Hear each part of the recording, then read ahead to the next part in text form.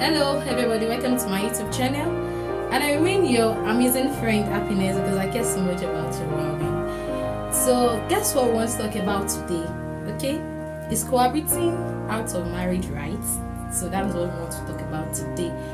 Alright, so while in school I remember that there are cases of some persons, I mean opposite gender now, which stay together under the same roof.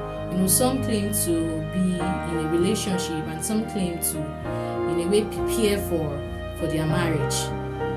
Of course, this is not just only restricted to the university environment alone. This thing is now common in the society, whereby you have opposite sex staying together under the same roof, all in the name of I need to know the person I want to get married to, all in the name of if we don't stay under the same roof, how am I going to know the red flags? If I don't think so that I'm going to be hitting for the rest of my life, how am I going to know if it's right, if it's good for me to hit or not? And some even give reasons of financial issues and all that. And some even tell you that their own reason is personal to them. Of course, I'm not doing this video to criticize anybody, but we just need to understand so many things outside that. And of course, the general word that this thing is being called is cohabitation. So before we continue, let's quickly have a short definition of what cohabitation is. So cohabitation is the agreement or arrangement of two individuals to live together as partners. Okay, so amidst all these opinions, all these suggestions and all like that, the thing we really need to understand and talk about is God's perspective about cohabitation. What exactly is God saying about cohabitation, irrespective of opinions, irrespective of facts and all, because we need to be conscious of the fact that the initiator of marriage is God, and God owns the final say. So what is God's perspective about cohabitation?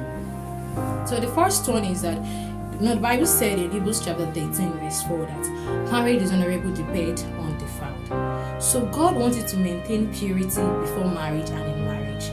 So that means that the only reason why as a person you can cohabitate with another person that is not another opposite gender is if you are already married, because marriage is the only thing that gives you the chance to explore yourself. But if you are saying that okay, you are not married and you want to cohabit, then the bed is already getting defiled.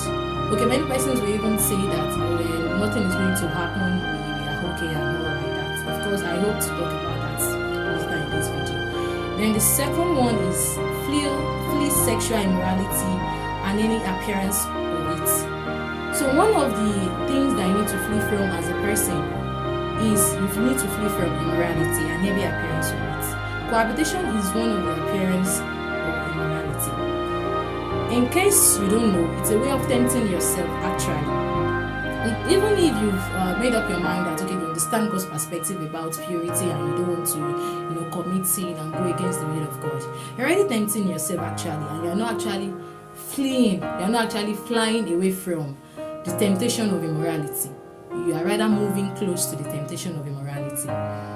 Then the third one is that you don't live with a partner that is not officially married to you. It is a sin unto God and it is wrong. Somebody that is not officially married to you is not meant to stay together with you under the same roof. And the fourth thing that you need to know about God's perspective about cohabitation is that you can't finish knowing people. Because the Bible makes us to understand that know not man after the flesh.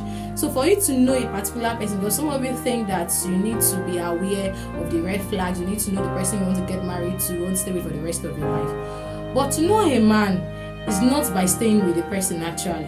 There are so many times that I will intentionally pretend and hide myself from you. So it's not about that. Discerning a man is from the Spirit of God.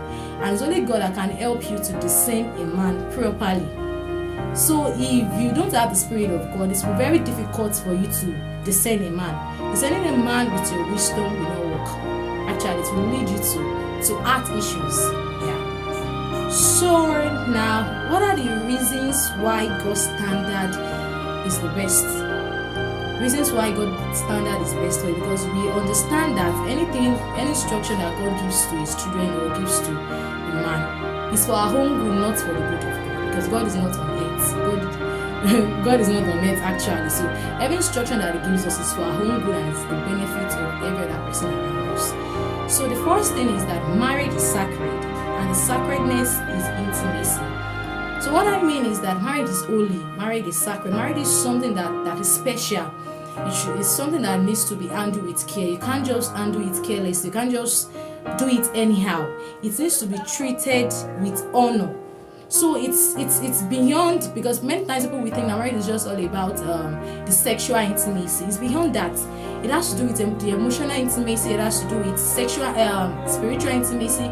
It has to do with physical intimacy and many more like that. So it's not just about sexual intimacy. And that sacredness, that honor is only kept within the confinement of marriage. So when you're cohabiting with somebody you're not getting married to, that means that you're already exposing yourself to what you should not expose yourself to, because marriage is not meant to be handled carelessly.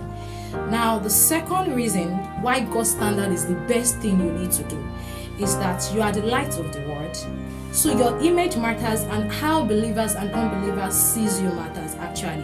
Many times we'll say that I don't care about what people think about me, whatever they want to do, let them do, whatever they want to say, let them say. Actually, it's beyond that. It's beyond that, because if you are saying that you're a Christian, especially if you bear a Christian name or a Bible name, you say you're a Christian, you're a child of God, you are representing Christ anywhere you get to, anywhere you go to. So when people see you and they see you act against the will of God or against the instruction, of course you're already presenting Christ in a wrong way. So you really need to be conscious that you are the image of God, and anywhere you go to, you are presenting Christ, probably to your fellow believers or probably to unbelievers. Let unbelievers see you and learn Christ from you.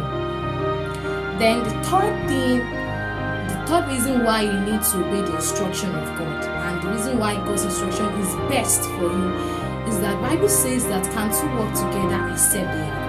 Now listen to me, the only reason why we can say that the two of you are in agreement or you're agreeing with yourself is when under God you come together under God and you get married to each other under God. So if the two of you are not married under God, then we can't say that you've agreed to work together. And such agreements outside marriage under God will not stand. So this is the reason why you need to obey God's instruction as a person. Okay, so now I just want to quickly leave you to a few consequences of not obeying God actually. Of course, this is fact. This has been tested and this is trusted. So, and these are the consequences. The first one is divorce in marriage. Yeah. There's high possibility that the marriage will not last. Yes. Of course, you might think that there are other persons that did it and they are going scot-free and all that. Of course, you don't know what will be the end. So, divorce in marriage, loss of the relationship, because some people will think that I want to keep him, I want to keep her, I don't want her to leave me, I don't want her to get married to another person and all that. So they decided to just cohabit just to keep the man. A man that you are trying to keep before you get married to, or a woman that you are trying to keep before you get married to, obviously will not last. The relationship might not last, or the marriage will not last. Yeah, either of the two. Then dishonor to oneself. You're actually dishonoring yourself, and you're dishonoring God. Unhealthy marriage, sickness, and let me just say this before I move further. Even if you are trying to strive for the marriage to work, then something is going to be happening, because the marriage will be unhealthy. There will not be rest, there will not be peace of mind, even if you are struggling to make it work. And sickness, and also if a child is involved, the child's mental health, the child's life is at risk, because obviously the child will be abused out of frustration and every other heart problems. And another thing is lack of satisfaction, zero tolerance for each other. Sometimes it might even lead to death. And these are just few consequences out of so many consequences actually. And I think that this is enough to call it a day. But before I round it off today, I understand that the reason why some persons are doing it is because they see some other person did it and they are still married. But of course, we can't conclude yet because we don't know what is going on within their marriage.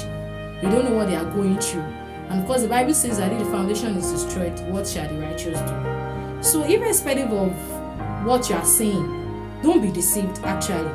But you need to understand that God's perspective is actually the best.